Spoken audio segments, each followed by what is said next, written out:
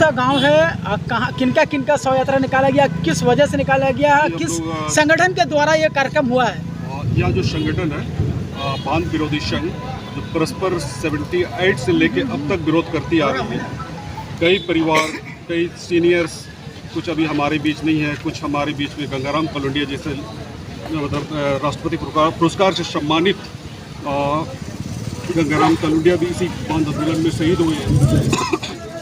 और जिस तरीके से बांध का जो भी प्रोजेक्ट प्रभावित क्षेत्रों में प्रोजेक्ट तैयार किया जाता है, वहाँ पे सोशल इम्पैक्ट असेसमेंट सही तरीके से नहीं हो पाता है।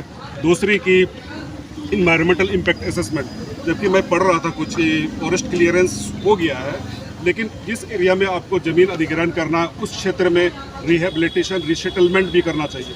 और यहाँ के लोगों का जो मौलिक अधिकार है, जो फंडामेंटल राइट में right to live and personal liberty, जो फंडामेंटल राइट आर्टिकल 21 में दिया गया है, तो उन तमाम रैयतों आदिवासियों की जो वजूद, जैसे कि आदिवासी और ज़मीन सिक्के की दो पहलू की तरह होते हैं, उसमें से अगर ज़मीन भी जाएगा तो आदिवासियत खत्म होगी, भाषा संस्कृति सारा चीज़ें खत्म होगी।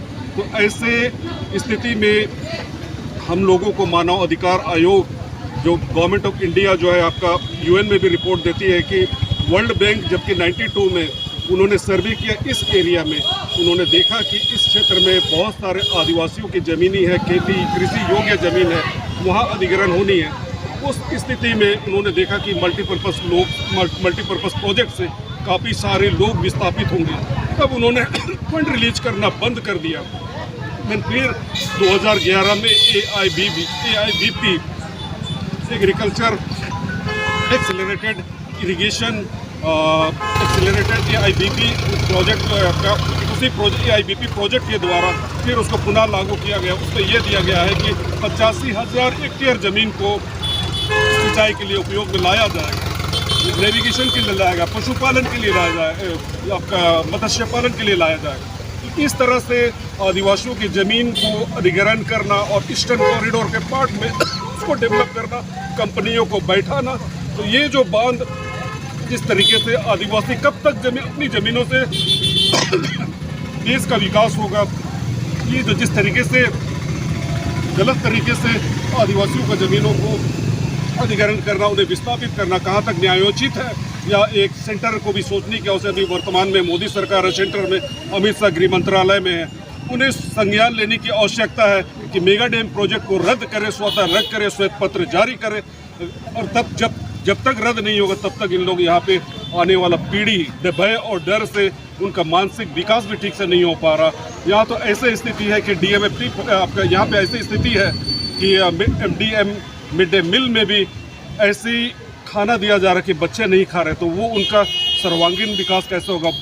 बच्चों का मानसिक शारीरिक बौद्धिक विकास नहीं होगा तो बच्चे समाज के लिए कैसा काम करेंगे, राष्ट्र हित में कैसा काम करेंगे? तो MDM को भी आपका मिड डे मील को भी इंक्वायरी करने की ज़रूरत है। तातनगर एरिया में जितना सेंट्रलाइज किचन है, तो बच्चों का सर्वांगीण विकास हम चाहते हैं, तो मिड डे मील को इमीडिएटली बंद करें और सेंट्रलाइज किचन को बंद करते हुए लोकल पहले जो किचन था उसको फिर से आंगनवाड़ी सेविकाओं के द्वारा कराया जाए, ताकि वो बच्चों को पौष्टिक आहार मिल पाए।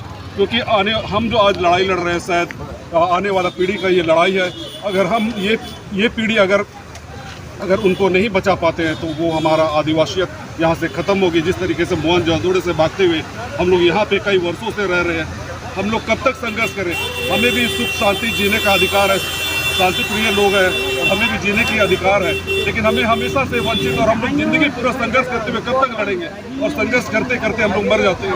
तो ये आदिवासियों के साथ जो मोदी सरकार अभी जो अमृतकाल महोत्सव बना रही है, बिरसा को गौरवान्वित कर रही है, तो ऐसी स्थिति में आदिवासियों के हितों को सोचे।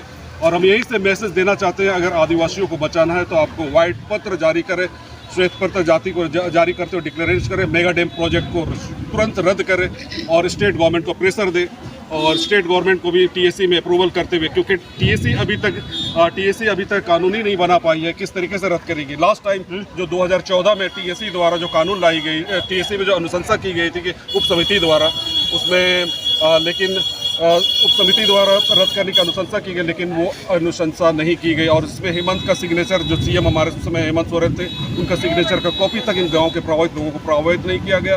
सिर्फ छलने का काम किया गया। इसी वजह से आज बांध विरोधी संघ पुनः फिर से इस यहाँ के लोगों के हितों को देखते हुए, यहाँ के लोगों को विस्थापन को देखते हुए, यहाँ के लोगों के भय को देखते हुए लोग पुनः आंदोलनरत है। और इसके आंदोलन को हम लोग सार्थक बनाएं और हमेशा सहयोग करें, चाहे आर्थिक रूप से सहयोग या जन आंदोलन से सहयोग। और पूरी जितनी बुद्धिजीवी वर्ग, चाहे वो हम लोग हाई कोर्ट में या सुप्रीम कोर्ट में आगे भी हम लोग लड़ते रहे, ताकि यहाँ के लोगों को न्याय मिल सके। हम सभी न्यायप्रिय लोग हैं और हम लोग संविधान में विश्वास रखते हैं और हम लोग संविधान के दायरे में आगे काम करते रहे। धन्यवाद। अशोक गिरवा, कुलडी ग्राम मुंडा, और ऐसे बलकांडा मेरा गाँव है, इस बंजारी से रिलेटेड।